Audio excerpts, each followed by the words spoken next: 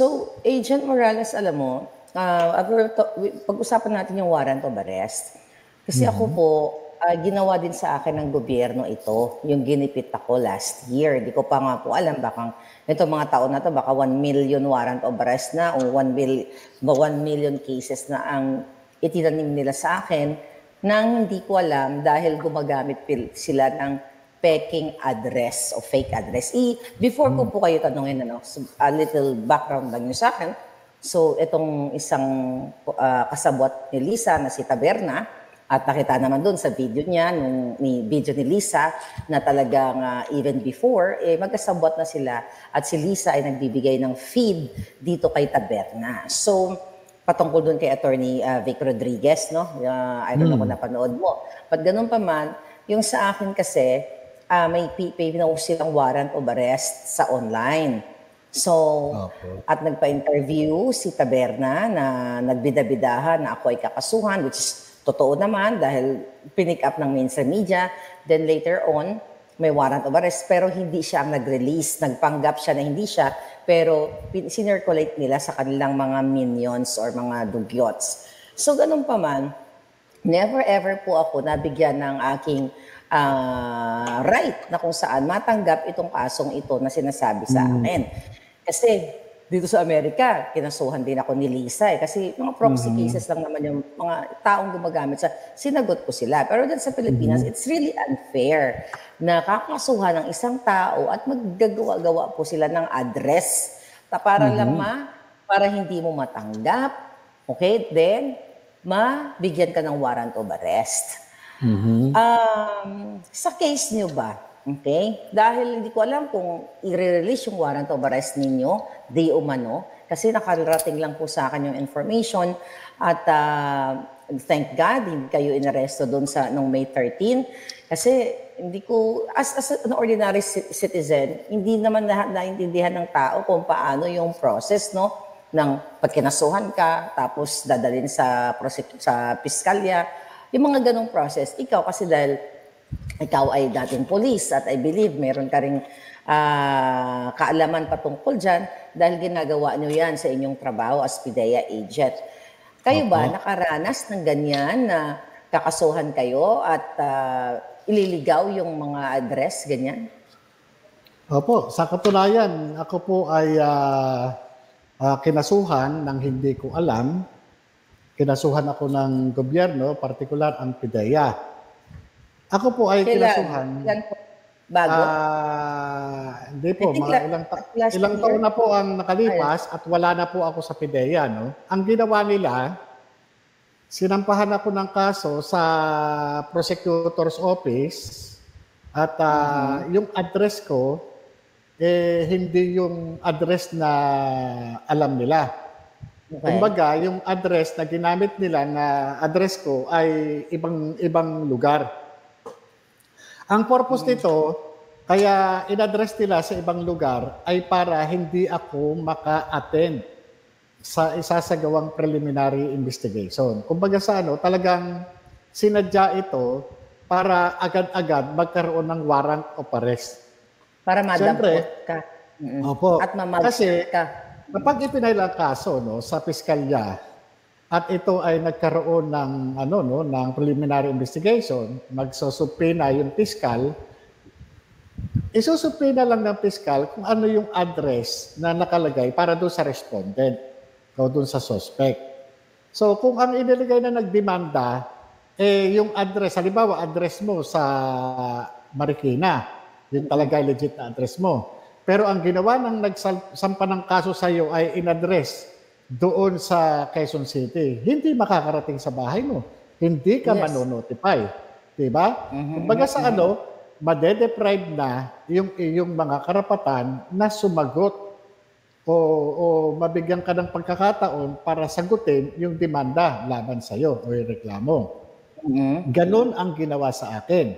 Kaya ginawa nila yon para ma-waive yung aking mga karapatan na i-submit yung sarili ko sa preliminary investigation. At kapag na-waive ko yung karapatan ko, ang gagawin ng piskal, siyempre, i-resolve yung kaso kung ano lang yung nasa kanya, nandun sa kanyang yun lang ang ano May niya. probable Yun ang cause. record niya. But Oo. syempre, Ipo-forward niya yun doon sa reviewing prosecutor at saka doon sa approving prosecutor, then ipapile yan sa court. Siyempre, automatic yun. Hindi na ano eh. Kumbaga sa Hindi na yung nakasagot. ginawang kaso, tsak yun, present lahat ng elements ng krimen. definitely. Oo. Kasi the Ipapile ngayon sa korte yan. Pag ipile sa korte yan, within 10 days, maglalabas ang judge ng warrant of arrest para ma-custody ka sa korte. Yun, para doon mo sagutin. Paano kung hindi mo alam, wala kang alam, pag ganyan nangyari sa akin. Kaya yung nangyari sa akin, bigla akong nagkaroon ng warrant of arrest, bigla akong nahuli. Hinuli ako. Alam mo ba ang ginawa sa akin? Oo. Hinuli ako ng Paano Webes. po? Talagang sinerve yung warrant. Sinerve ng mga pulis. Okay. Bali, ang warrant, ang dala nilang warrant, Sir, dalawa. Sir, hold lang kita. So, gumawa sila ng peking address, let's say, ang tunay mong address sa Marikina, pero pinadala sa Pasig. Pero nung inarrest ka nila, doon sa address mo, alam na nila kung saan ang address mo. Oo, ganito eh. Pero tunay. hinuli nila ako doon sa umattend ako ng hearing. Doon sa Hall of Justice ako hinuli. Okay. Doon ako hinuli. Ngayon, ganito nangyari sa akin. Ganito nangyari sa akin. Hinuli ako ng Webes. Nilakad ko yung piyansa ko para makalabas ako ng Biyernes. Di ba? Ngayon, nung palabas na ako ng Biyernes, sinerve uli yung panibagong warrant. Panibagong kaso na naman na hindi mo alam. Oo, dapat yun. My Nasa God. kanila na lahat yung warrant, isang serban lang para maasikaso mo kagad yung bail mo. Ang ginawa sa akin talagang inutay-utay. Hawak na nila yung warrant eh. Ganun ang ginawa nila sa akin. Ganoon Sir, yung ginawa nila. Ganon kalupit. Imagine mo, PDEA yun, sir. Gobyerno yun na supposedly sandalan ng taong bayan. PDEA yun, ahensya ng gobyerno. Pero itong ginawa sa'yo. Oo. Tingnan nyo Doon sa complaint, yung nag-file ng complaint sa akin, under oath siya. Naglagay siya ng address na doon ako nakatira. O doon ako matatagpuan. Perjury. Pero nagsinungaling siya. Alam naman nila at meron akong 201 file sa PIDEA na ang address ko ay dito sa bahay kung saan nakadeklara doon sa PIDEA. Pero gumamit sila ng ibang address. So, ang nangyari, napailan ako ng kaso at yun dininig. Kaya yun, acquitted ako dun sa kaso na yun. Biruin yun. Kung ako tinamaan dun sa ipinail na yun sa Quezon City, 2 kaso, isang Section 91 at saka Section 92 ng Comprehensive Dangerous Drugs Act. Ito yung hindi pagbebenta ng kundi yung hindi ka ka-attend dun sa hearing at yung sinasabi na yung kaso ay binangling ko o yung binaliwala ko. Binaliwala Kung parang binenta mo yung kaso, nilaglag mo, parang ganun. Okay. Ganun. Alam mo ba kung tinamaan ako ron? 20 years ang bawat isa. 40 years. Oo. Tignan mo yung permission na ginawa. Alam mo, nung magkaharap kami sa korte, ang sabi sa akin, Sir, sorry, napag-utusan lang kami. Ito po yung nag-file sa inyo ng case. Oo. Nakakaharap ko. 3 beses ko na nakakaharap dun sa Senado. 3 beses. Kaya nga sabi ko, may araw ang paniningil. Kaya Diyos marunong ang ang manila sa Diyos. kanila. Totoo yun. So, pero yung 20 years na sinasabi mo, nabasura na yun, no? Di ba? Acquitted ako. Acquitted ka na. Acquitted ka doon. Ako. So, Acquitted. Ngayon, isa na lang yung pinail nila. Kaya nga, ano po yun? yung false Ay, di ba pala testimony. pwede yata? Yung false testimony. Pero hindi pwede i-discuss kasi nga, active pa yung niya nasa court. Opo, sir. So, alam nyo yun na imagine nyo, mga kababayan, ginagawa mismo ng gobyerno sa akin, kay Agent Morales, dating lingkod gobyerno. So, Yung bail po nun, natandaan niyo kung magkano yung binail niyo last year? Yung binail ko para doon sa dalawang kaso, dalawang 60,000 yun eh. Nag-cash band ako na 220. 120. So, siyempre, yung mga ganon, napupunta naman yun doon sa lawyer eh. Siyempre, kasi ang lawyer kasi, meron tayong acceptance fee, meron success fee, meron sa mga pleadings, at iba pa yung mga sa hearing. Siyempre, yan eh. Kumbaga sa yun yung profession nila. Hindi mo naman pwede. Kasi napaka-sensitive ng kaso, hindi po pwedeng pabayaan eh. Dahil talagang pero tingnan mo yung ginawa ng gobyerno. Hindi ko lubos maisip bakit ganun eh. Bakit ginawa sa akin ito ng mga dati kong kasamahan? Tinatanong ko, ano ba ang kasalanan ko sa mga ito? Diba? Kung ang galit sa akin, it's yung Director General, bakit ganito yung mga dati kong kasamahan? Anong kasalanan ko sa kanila? Tapos, pag nakita kayo, sorry. Diba? Hindi ko Ngayon, sisirain ang buhay mo, tapos sorry lang. Ngayon ko lang talaga nare-realize kung bakit ako dumadating sa point na nagkakaroon ako ng mga ganitong indulto. Alam nyo, ito, nung makarating tayo ng Senado, itong na to, doon ko lang na-realize na kaya ko pala inaabot itong mga ito dahil doon sa trabaho ng 2012. Kasi walang ibang akong maiisip talaga na na magmo-motivate sa mga ito eh. Mukhang merong gumagalaw na pera para ako indultuhin. Merong makapangyarihang kamay na nag-uutos sa mga ito. Kasi kung napag-utusan lang, sige, ituro mo. Kasi unang-una, kapag ikaw nag-file ka ng kaso, dapat may personal knowledge ka doon sa kaso. Kung ikaw magiging complainant, dapat may personal knowledge ka. Ngayon, kung pag-uutusan ka lang, wala kang personal knowledge, ibang usapan ito. Yes. Diba? Iba to. Kumbaga sa merong makapangyarihang kamay na hindi mo matanggihan, magkano ang dahilan? Opo. So, yun nga, sir. Alam nyo, nung bago ko nilabas ang dokumento, nagdadalawang isip ako kung ilalabas ko yung name mo. Okay? Pero, bago ko tinakpan yung pangalan mo, ni-research muna kita. So, nakita ko po yung kaso na yun nung nabanggit ko yun sa akin mga followers, nung last year. So, nagkaroon ako ng conclusion na sabi ko, itong kaso nitong certain na nakasign dito sa dokumento na ito, maaari ito ginawa sa kanya dahil na-anticipate na ng gobyernong ito na later on lalabas ka. Parang yun lang yung sa akin. So pero katulad ngayon, sabi mo, hindi mo alam bakit ang tagal mo nawala sa PIDEA, tapos na-realize mo na, may mahiwagang kamay o makapangyarihang kamay na gumagalaw dito. And I think pareho tayo ng conclusion. Pero gusto ko lang ipaintindi sa atin mga kababayan. Kaya po ako galit na galit sa gobyernong malupit ang bababastos, panggigipit, pagsira ng kinabukasan, pagsira ng buhay ng katulad mo. Kasi sir, kunyari ikaw, imagine mo, in-arrest, binigyan ka ng warrant of arrest, sinervan ka, sa kadahilanan na mayroong ginawa itong gobyernong na to sa pagpaligaw ng iyong address. What if kung wala kang 120,000? So, matutuluyan ka sa kulungan. Yun. Tama? Ganon ang mangyayari. Talaga, kung wala kang pampiyansa, magpapahilog ka ng bukol doon sa loob ng kulungan. Diba? Oo, may karapatan ka nga para doon sa temporary liberty, by virtue ng bail. Pero kung wala ka naman pang bail, paano ka na? So, ito yung masakit sa akin bilang Pilipino na what if? Kasi ginawa nila sa akin to. Ginawa nila, nag-invento sila ng kwento. What if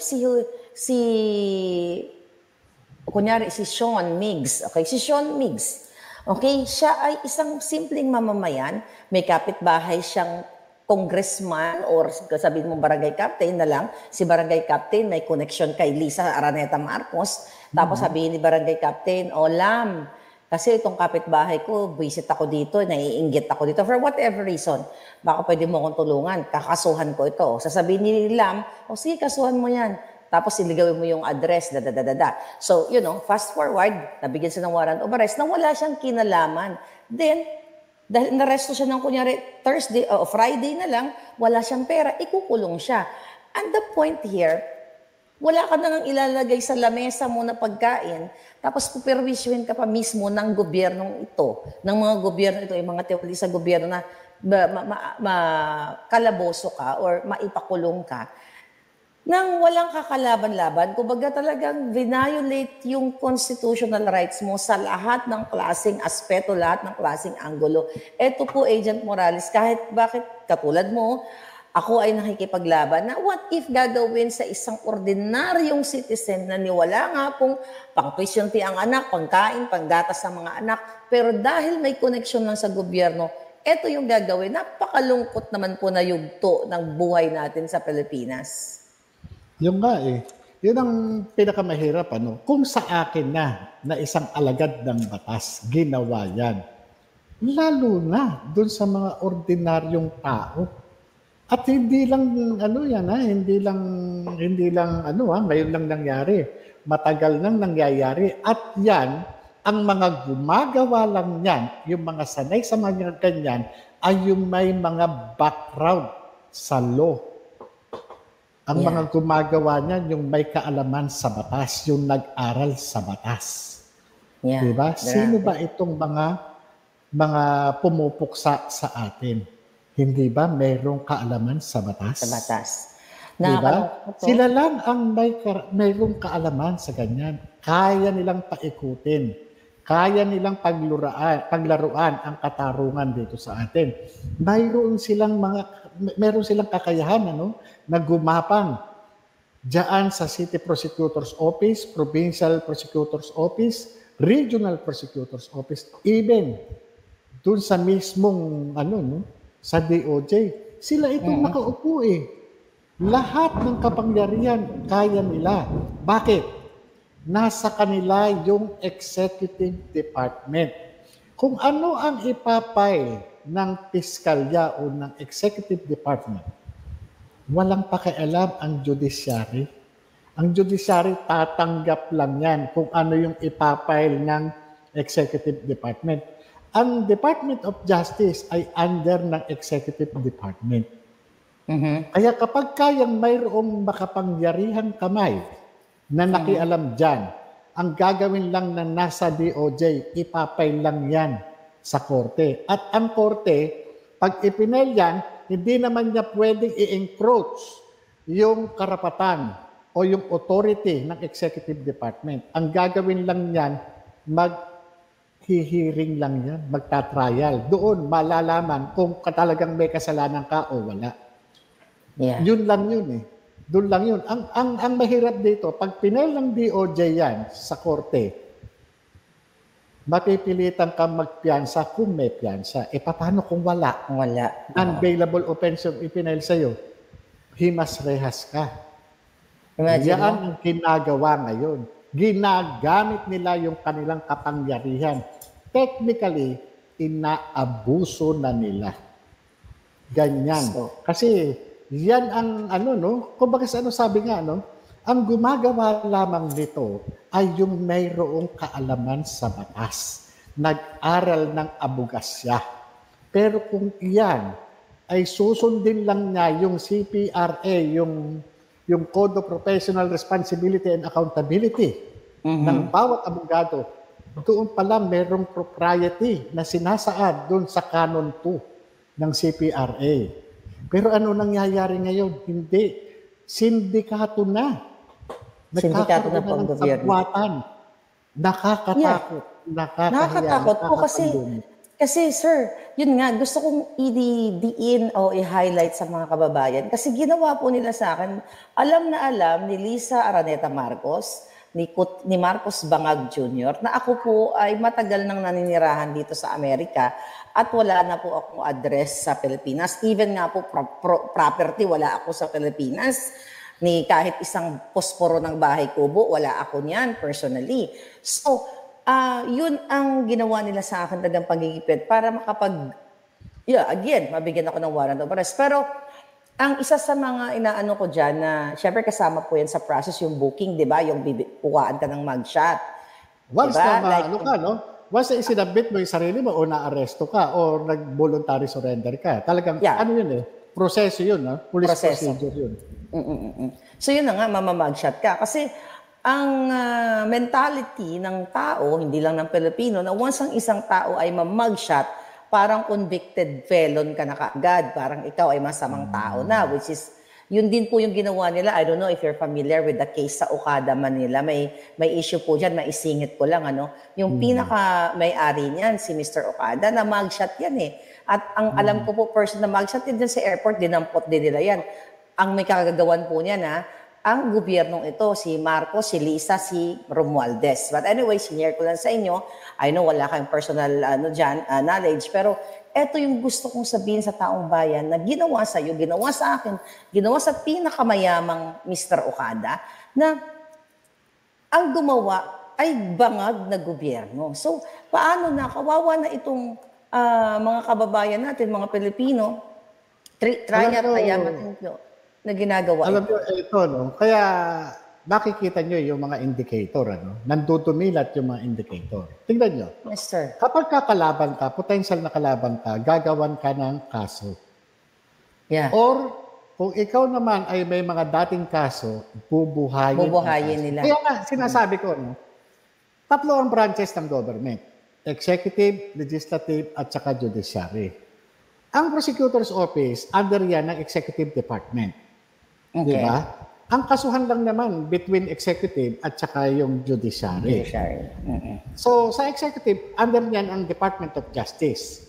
At isang kumpas lang yan, yung kaso mong matagal ng patay, kaya nilang buhayin. At yan, ipapail yan doon sa korte. Pag pinail kasi ang kaso sa korte, sa ayaw at sa gusto ng korte, tatanggapin nila yan. Ngayon, siyempre, ang judge, ang ano lang naman yan is yung probable cause. Yun lang naman ang pinagbabasihan niya.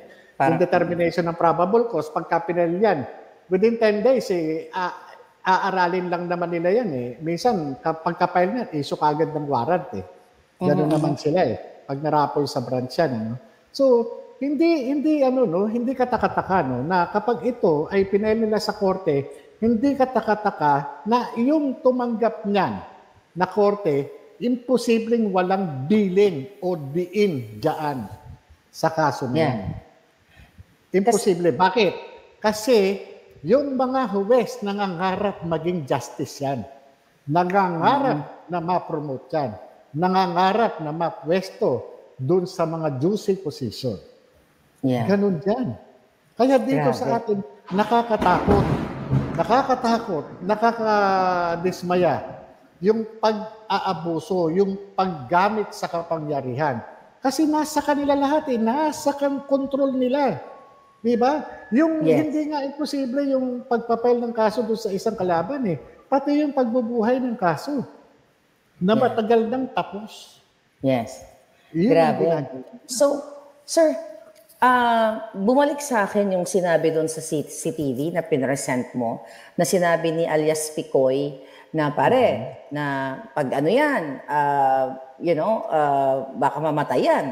Pwedeng mamatay sa puso yan or sa sagasaan kasi hindi na lang ganun sa pagbabaril ang way ng pagpatay sa isang tao ng mga sindikato katulad, ng mga gustong mag-ano sa'yo.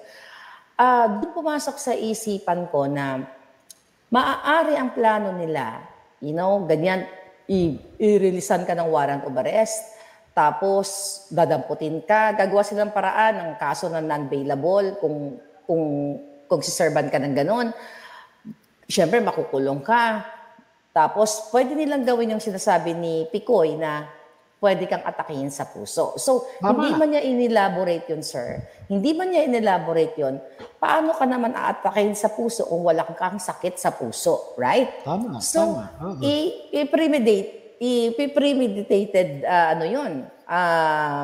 you know what I mean, tutusukin ka or something, pakakainin ka ng lason o kung ano pa man, para mag-cause ng iyong pagpigil ng heart mo. Diba? So, papalabasin ngayon nila is inatake ka. Remember, sir, I think yung issue kay General Bantag, yung si Zolweta, you're familiar po na natake sa puso. Yung nakalimutan ko lang yung eksaktong ano ni Solveta. Basta inatake din siya sa puso, healthy siya. So ano yung ano mo dun? Yung gusto mong sabihin sa taong bayan kasi nakakatakot na bigla ka na lang bibigyan ng atake sa puso ng gobyerno. Yun nga no. Kaya nga yung ano no, yung nag-depict na sa video no na sinasabi nitong si Picoy na ang pagkamatay ng tao ay hindi na ano no, hindi na lang sa pagbaril. So pwede atakehin ka sa puso o sagasaan ka no. Lalo na pagka ikay nakakommit ano sa isang jail. O pwedeng hatawin ka sa ulo, sabihin nadulas ka. Diba? Sabihin na depress ka, gagawin ka lang ng sunod-sunod na report na meron kang depression. Tapos bibiktihin ka, sabihin nagbikti ka. Diba? Yeah. So, yung mga ganun ano. Kaya maraming pero, dyan ano. Pero kasi sir, alam mo, nanonood ako ng mga forensic files ano. Sa Amerika kasi, once na sinabing nagbikti ka, may forensic investigation yan. Makikita yan kung nagbikti ka o binigti ka eh. Makikita din yan kung nadulas ka o hinampas ka. The way yung mga projection ng ano, yung projectile ng ano, ng yung paghampas, yung talsik ng dugo, mga ganon. Ano yan eh, very interesting yan. Tuwa po ako dyan pag nanonood ako. Sa Pilipinas kasi wala niyan dahil lahat meron man siguro pero hindi ganoon kagaling katulad dito sa Amerika, 'di ba, sir? Pero dito kasi sa atin ano, yung pagkaganyan sino ang magkakandak na investigation o ng ano no, ng forensic pathology ng halimbawa. Pagpalagay natin, yung mga forensic pathologist natin ngayon totoo pa ba 'yan? Yun, para sa bayan ng mga 'yan? Okay. Kasi ang ano no, may mga ano may mga kulay na rin kasi. Yun ang mahirap no. Kagaya niyan, may mga namamatay. So nakakapagbigay pa ba sila ng ano ng patas na ano na result? O na apektado na rin sila ng ano ng sistema, bulok na sistema ng human intervention. Yeah. Kasi kahit saan, once na may human intervention, nandiyan na yung kaibigan o may connection eh. Diba? Kahit na sabihin natin sinabject yan sa autopsy, no? Para doon sa, yung isinalang doon sa forensic yan, Yes, pag pumasok na yung human intervention, wala na. Kasi nga sabi ko nga sa inyo, no? Diyan lang sa experience natin sa kaso. Ang executive department ang gumagana. Halimbawa, no? Under na ng clout ng executive department. Kahit ano, kaya nilang gawin. Under ni Lisa Araneta. Yun yun yung ano no, kaya nang gawin. Kaya yun ang nakakadismaya, yun ang nakakatakot. Kaya nga nakakaawa ang taong bayan. Kung sa atin nga nangyayari, di ba, ginagawa. Paano yung mga kababayan natin na wala namang lakas, wala namang alam, di ba? Yun ang mahirap. Nagagawa na nga yan doon sa mga matataas na ano sa gobyerno na allegedly na biglang misteryoso yung mga pagkamatay. Actually, meron, ito mama, ko lang, merong kritiko, si Rowena Burden, doctor siya, last year po, napakatapang din. Talagang binuboljak niya itong si Governor Gwendolyn Garcia, lahat ng mga sexcapades at kung anong kalaswaan ni Gwen, yung mga corruption and everything. Tapos, yung kapatid noon, na nabasa ko sa post nung kapatid ni Gwendolyn, parang mayroong prior na namatay na inatake siya sa puso, parang mayroong threatening way of yung posting niya. So anyway, boljak ito si Burden. So one day na lang, nakita sa Facebook na dinampot po siya dahil kinasuhan siya. Dinampot siya, nagkaroon ng warrant of arrest. Tapos hindi yata nagsalita yung pamilya So ang nangyari po dun, sir, based lang dun sa mga nakita ko sa posting na after niyang harapin yung kasong yon or na-arrest ba siya, nakulong siya, very healthy woman, beautiful, di ba? Gorgeous, and a doctor. After a couple of days, inatake sa puso. So yun yung doktor na yun kumbaga ano tayo ng comparison, doktor na yun for sure, may mga kaibigan, kakilala yun, pero nagawa sa kanya, I believe, allegedly, based sa mga nakakarating sa akin, na posible na itong si Governor at yung kapangyarihan sa Cebu, Gwendolyn Garcia, allegedly, ang may gawa nun. Yun ang mga nakakarating sa akin, according to my followers from Cebu. So, ba't ganun pa man, gaano ka lupit ang Pilipinas nating mahal na ang isang Maharlika, isang Rowena Burden, isang ikaw, Agent Morales, na ginagawa sa atin ito? Yung nga no? Kaya nga, eto habang pinag-uusapan natin to at habang binabalikan ko yung aking mga malulungkot na karanasan patungkol sa pag-abuso ng gobyerno sa ating mga karapatan, talagang parang sabi ko nga saan pa ako lalapit? Saan pa ako kumbaga kagaya itong nangyari lang sa Pidayalix, yung inilabas mo, wag kang magagalit sa akin kasi yung nga inilabas mo ng dokumento, Ako kaya lang naman ako na sumulat kay General Lasso para magbigay linaw na wala akong kinalaman doon sa paglabas ng mga dokumento na yan. At doon nga, sa sulat ko sa kanya, i-guide ko pa siya na ito yung nangyari noong 2012. Pero sa halip na pakinggan niya ako, naglabas sila ng kakaibang aksyon. Yeah. Binaliktad na nila yung sitwasyon. Ako na ngayon yung ginawa nilang akusado. Ako na alam mo, ang tanging kasalanan ko lang diyan sa mga dokumento na yan, ako yung nag-imbestiga. Kung alam ko lang sana, di ba sabi nga kung maibabalik ko lang yung nakaraan talaga sana. Hindi na. Pero alam niyo sa totoo lang, trabaho Trabaho sa totoo lang. Yeah. Alam niyo ako, sinasabi niyo na mag-iingat ako, maglalabas ng bahay. Ako aaminin ko sa inyo, lumalabas pa rin ako ng bahay. Bakit? Kasi nga hindi naman ako wala akong kasalanan. Oo. Wala akong kasalanan. Kaya ang buhay ko talagang, sabi ko nga sa mga anak ko, wag kayong kasi parte lang ng trabaho yan. Hustisya ako. Hindi ako yung gumagamit ng illegal na droga. Nagkataon lang, itong mga addict na ito ay itinuro sa akin, inireport sa akin. Hindi ako dapat matakot sa mga addict na ito. Nagkataon lang naging presidente itong itinuturong addict na ito.